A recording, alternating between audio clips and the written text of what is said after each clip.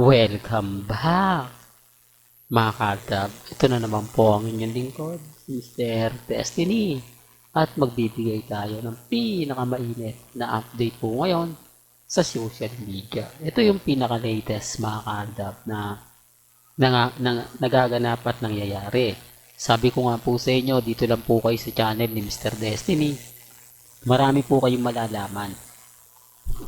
Update na kung saan naman po talaga ginagawa talaga nila dahil promotion lang po ito ng Hilaw Lapagin.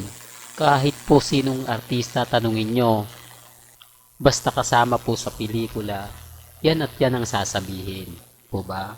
Kasi sino nga po ba yung magtatanong na dapat ang sagot hindi? Siyempre, di po ba? Pag tinanong mo may relasyon ba sina Alden at si Catherine? Siyempre, sagot mo oo. Di po ba? Dahil part ng movie yan eh. Kumbaga para sa movie na promotion. Po ba? Dahil sa movie, magkarelasyon sila. Samantalang ang ABS-CBN at GMA Network, hindi naman po nagsasalita. Di po ba? Real talk yan mga kaaldab. Kaya nga sabi ko sa inyo, huwag po kayong basta-basta maniniwala. Pinakilala daw po si Catherine sa pamilya ni Alden, kay Kuya Rod at sa isa pa. Common sense na lang po. Pumunta po ang pamilya Polkerson para sumuporta kay Alden. Normal lang po na ipakilala po ang mga cast sa kuya ni Alden. Common sense na po. Ewan ko po mga kaaldab, no? Pagdating sa mga bagay na ganyan. Hindi ko alam kung bakit po binabaliktad nila yung senaryo.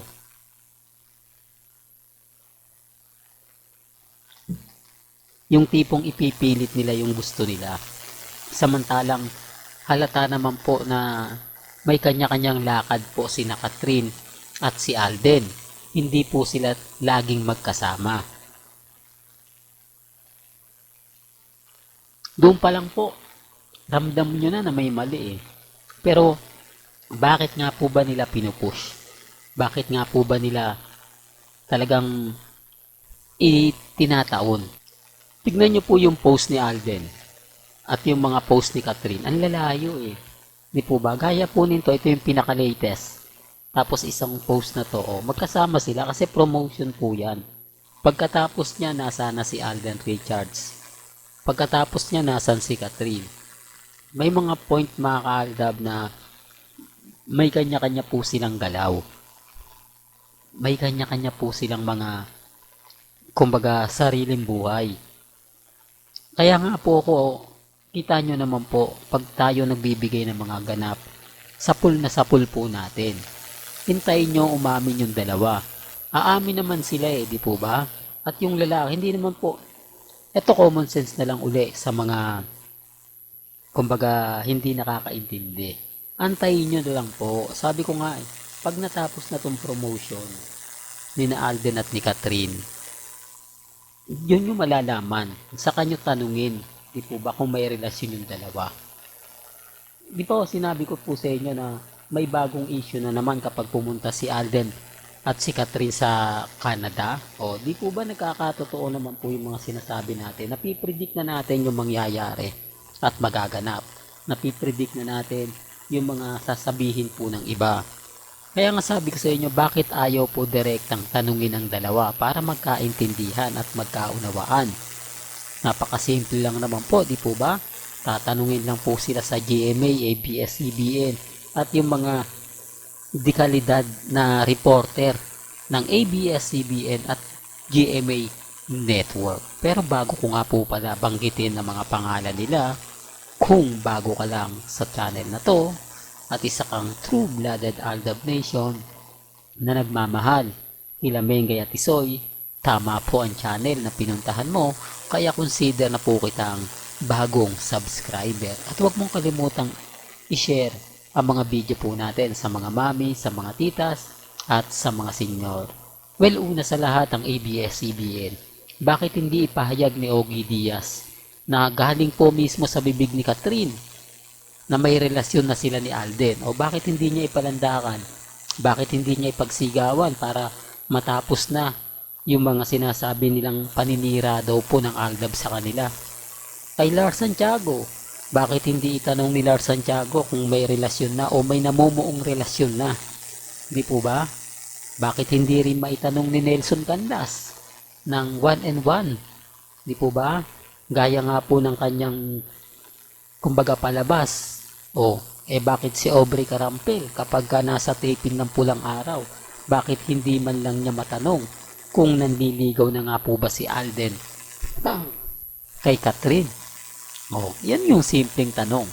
Di po ba? Na bakit yung mga bigating reporter hindi nagtatanong? Kasi alam naman po nila yung totoo. Alam nila na promotion lang yan at hindi totoo dahil alam nila na sila rin naman po yung mapuputukan eh. Hindi po ba? Real talk mga ka-Aldab. Kaya kita nyo ako, pag ako nagbibigay ng ganap update, kalmado lang, kampante. Kasi hindi po ako masyado magpapa-apekto. Hindi ako masyado magpapatinag sa mga sinasabi ng iba. Lalo na nga po kapag kumbaga may mga ganito, may mga ganyan. Relax lang ako, kampante. Diba? Basta ako, hindi ako nagpapatinag at never po akong nagpapa-apekto. Diba? Malay nyo, mga ka-Aldab, dumating yung point na maibigay ko yung bagay-bagay na hinihintay ninyo. Maibigay ko yung mga bagay-bagay na sa tingin po ninyo talagang makakatulong. Di po ba? Kaya sa mga mami, sa mga tita, sa mga senyor, relax lang po kayo. Maging matatag, maging kampante. Malay nyo, bukas sa makalawa, di po ba, mag-iba na yung senaryo. Na dati tayo po yung nasa ilalim, biglang iibabaw. Kasi habang may pelikula pa po, habang nagpo-promote pa po, wala po tayong magagawa dyan. Antayin na lang po natin matapos. Kasi pag natapos naman po yan, hindi po ba? Back to normal na. O. Kaya ang sabi sa inyo, ako hindi ako apektado. Never akong nagpapa-apekto po sa kanila.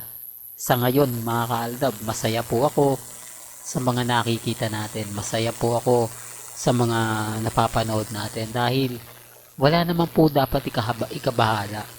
Dahil ang mga nagsasabi lang naman yan o ang mga nagko-komento lang yan kasama lang po sa pelikula. Di po ba?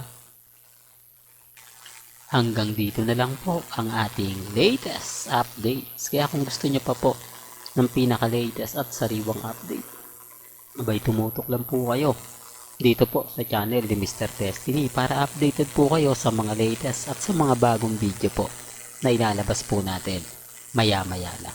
Hanggang sa muli, salamat po sa panonood at pakikinig.